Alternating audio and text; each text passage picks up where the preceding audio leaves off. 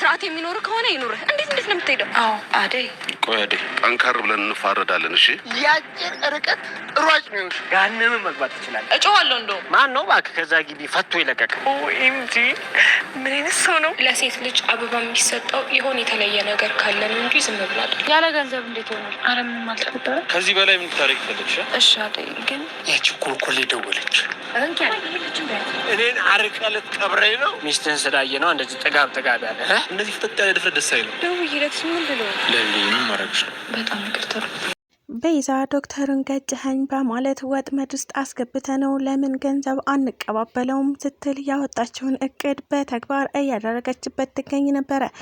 ዶክተሩም ሀሳብ ውስጥ ስለነበረ እጅግ በጣም በመደንገጥ ወይኔ ገጭኋተኝ እያለም እየተርበተበተ ይገኝ ነበር። ዶክተሩም ከመኪናው በመውረድ ወይኔ ገጨሁሽ ይቅርታ የኔ እናት በማለትም ቤዛን ወደ ሆስፒታሉ ለመውሰድ እየሞከረም ወንድሟ እህቴን ገጭኋት እንዴት እንደዚህ ታደርጋለህ እያለም ዶክተሩን እያስደነገጠና እያስፈራራው ይገኝ ነበር። ቤዛና ዳኒ በእርግጥም ዶክተር መሆኑን አያውቁም ነበር። እናም ስለ አንድ ተራ ሰው እያወሩ እናም ደግሞ ገንዘብ እንቀባበለው በማለት ያቀዱትን እቅድ በአጋጣሚ ዶክተሩ ላይ አድርገውበታል።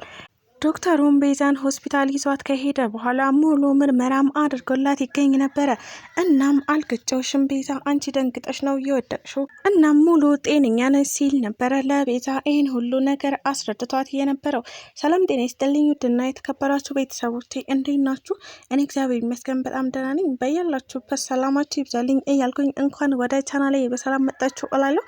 ለዚህ ዩቲዩብ ቻናል ደግሞ አዲስ ከሆናችሁ ላይክ፣ ሼር፣ ሰብስክራይብ በማድረግ ቤተሰብ ሆኖ እንዲሁም ደግሞ ሀሳብ አስተያየትም ካላችሁ ኮሜንት ላይ አሳውቁኝ።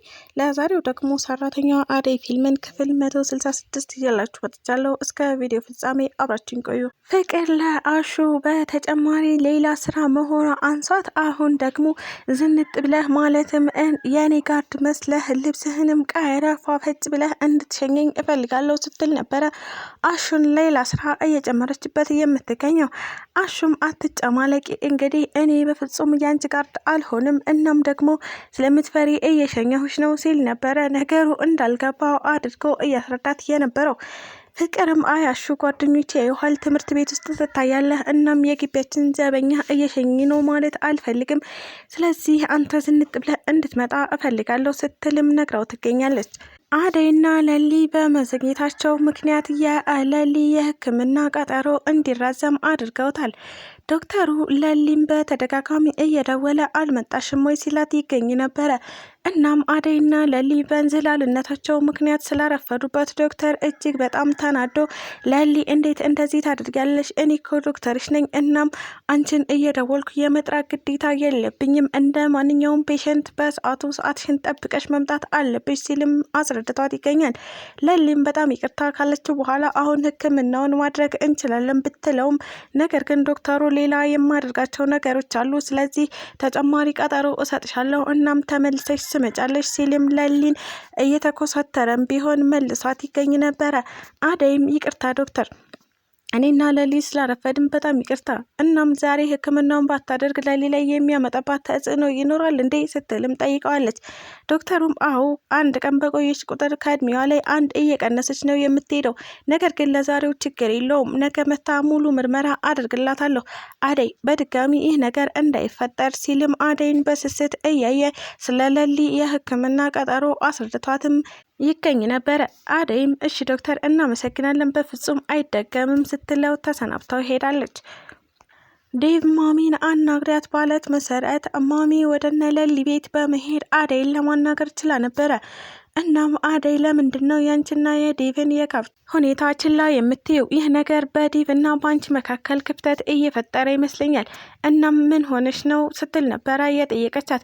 አይ እትዬ በጣም ይቅርታ፣ እኔ የለሊ ጉዳይ እጅግ በጣም አስጨንቆኝ ስለነበረ ዴቭን ችላ ያልኩት አልመሰለኝም። እናም ደግሞ እሱ በዛ መንገድ ስለተረዳው በጣም አዝናለሁ።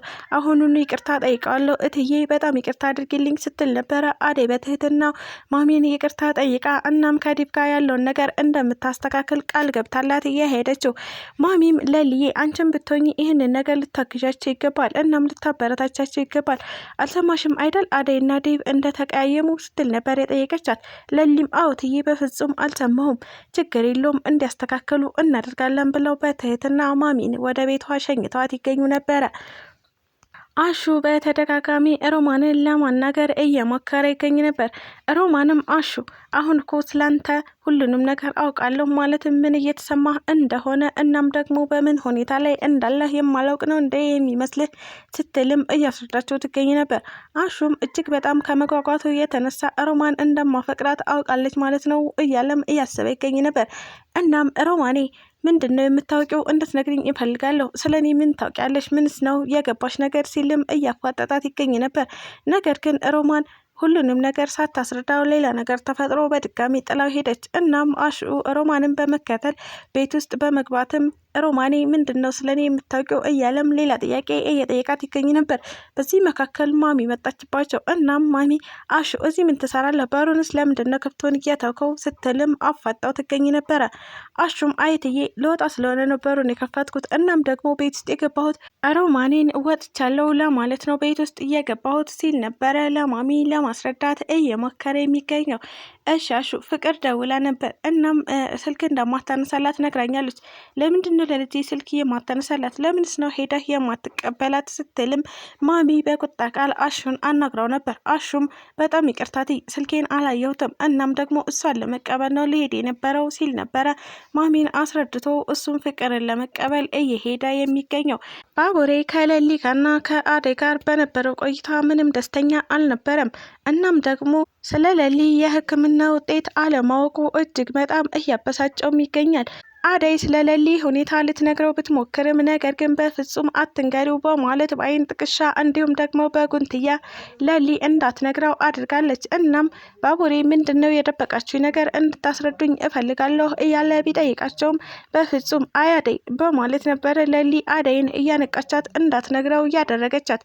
ባቡሬም የደበቁት ነገር እንዳለ ግልጽ ነው በማለት ነበረ ወዴት ልትሄዱ ነው ሲልም ጥያቄ ጠየቃቸው። እነሱም ሁለቱም ዴቭ ጋር ልንሄድ ነው፣ አሬና ዴቭ እንደተቀያየሙ ታውቃለህ አይደል? እናም እነሱን ለማስማማት የሚነጋገሩት ጉዳይን ስላለ ወደ እነሱ ልሄድ ነው በማለት ነበረ ሌሊ እኔም አብሬ እሄዳለሁ ስትል ለባቡሬ ያስረዳቸው። እናም ወደ ሆስፒታል መሄዳቸውን ደብቀውት ስለነበረ ባቡሬም እሺ ብሎ እሱም የራሴ ጉዳይ አለብኝ በማለት ከቤት ወጣለ።